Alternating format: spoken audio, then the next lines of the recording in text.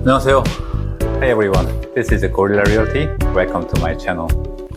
This channel is all about real estate. I made this especially for expats living in Korea. Before we start, I just want to tell you something.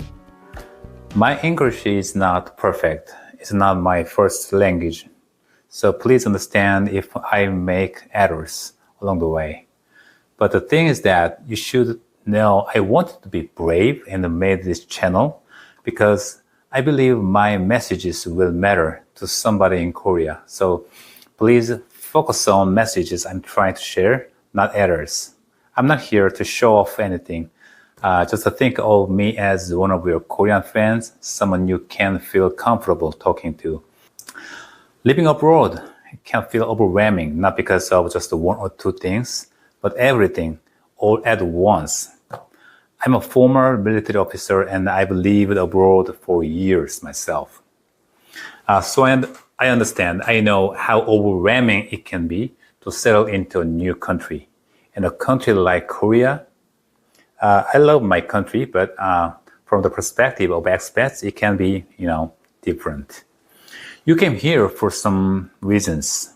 You want to make a career, you want to build a network or your future, make friends, travel sometimes. But before doing all of that, the first thing you should do is finding a place to live. Even the simplest thing might not be easy for expats.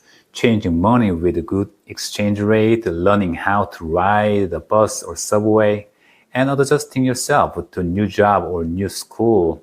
Doing this all at once is tricky. And a real estate contract, this is not simple.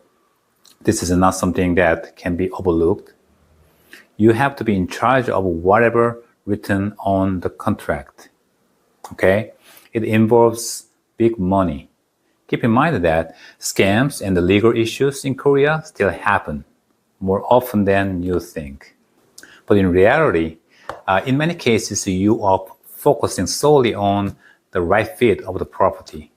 Finding a right fit is, of course, important, but it's just a part of the process. Or questions I heard were like, how many rooms does it have? Is it close to the subway station? Can I keep a pet? Do you really think these are the only things you should care about? Absolutely not. It seems like nobody gives a shit about what you should care about. Not even the real estate agent out there. You know why? I will tell you that honestly. Now, I will tell you three the biggest challenges you might face when finding a home in Korea. I hope you to absorb these things before signing any contract here. Okay? Let's get into it. Let's talk about the first challenge, that is language barrier. This is absolutely the biggest challenge and is connected to legal problem. So, I'll be honest, in Korea, English is not widely used in daily life and definitely not in this real estate market. So foreigners living in here, especially when they are finding a place to live, this language barrier is the real pain in the ass. Most apartments listings are in Korean. If you can't read them, you will get stuck right away. Just Korean is everywhere. So I will show you maybe next time how to use the English version of Neighbor Real Estate. It must be helpful, okay? And what about Korean real estate agent? Most of them don't speak much English. Some even avoid dealing with foreigners on purpose. Yes, it's true. And that's the reality. That means even asking simple questions in English become a headache.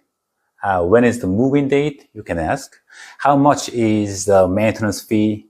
Are pets allowed, right? And explaining what you need is also tricky.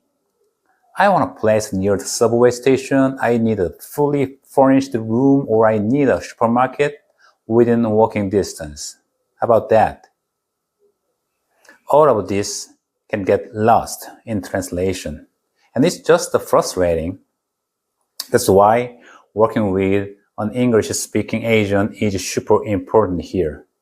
Don't just rely on Papago or a friend who will translate without knowledge. It's just not make sense. You need someone who can explain things clearly and negotiate on your behalf. Without proper negotiation, how can you deal with the Korean landlords or their requirements? If you don't know anywhere to turn, you can always contact me. I can drive.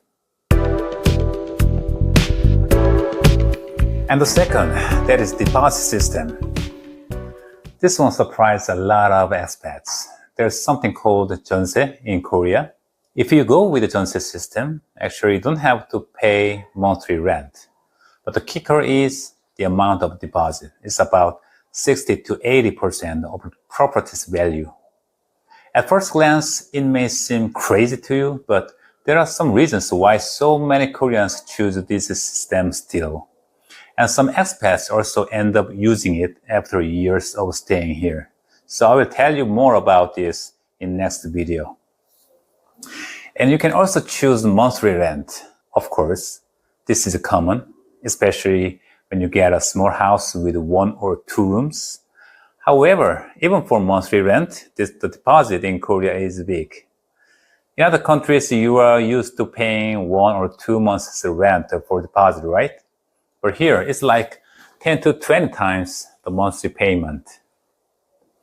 And there's another option, Semi-Jeonse, we call it, part deposit, part rent. It's more flexible and works well for many expats. We can manage to adjust the ratio of deposit and the monthly payment during negotiation. As you can see, the deposit system in Korea is quite different. So it might catch you off guard at first. I will dive deeper into each of these options in future videos. And the last, the legal side. I cannot emphasize this strongly enough. Actually, there are laws that protect tenants in Korea. There is a Tenant Protection Act.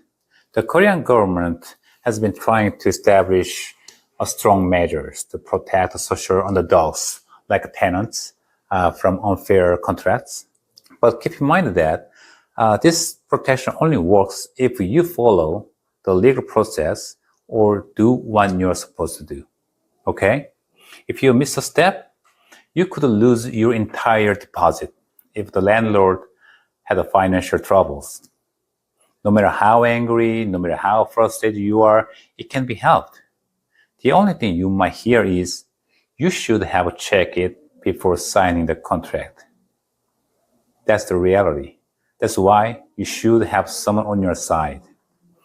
But I'm not saying it's okay to have just any agent on your side. Bear in mind, there are many Korean agents who try to skip over legal issues as quickly as possible. You know why?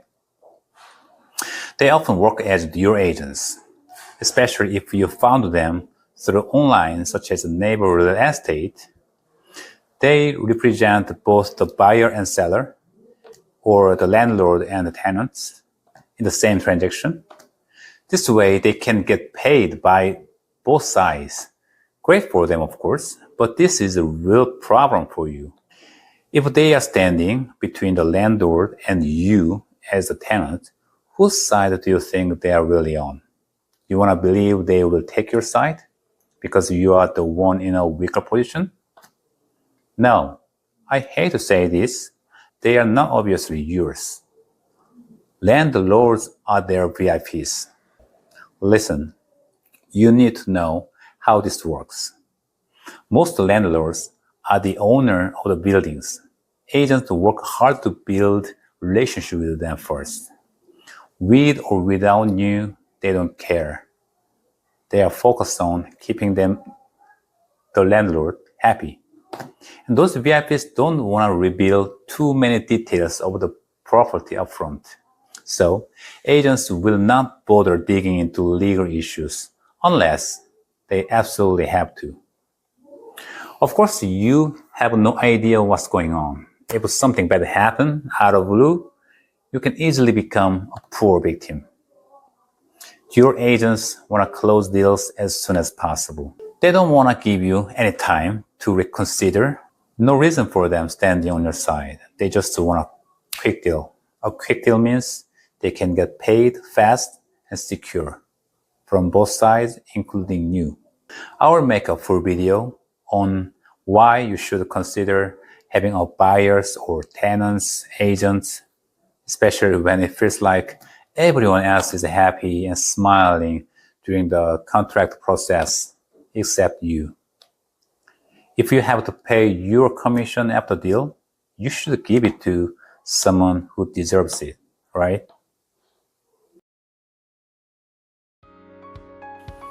Well, we talk about 3 real challenges you will face. Finding a home is a long process and it needs to be handled properly and carefully. I hope you to take this seriously. Don't ask your friends or someone nearby. They might have a bit more experiences than you, but they were just lucky. That's it. So, if you have any questions, drop a comment. Honestly, I need your feedback. Leave a message which part you don't understand or which part you want to know more, okay?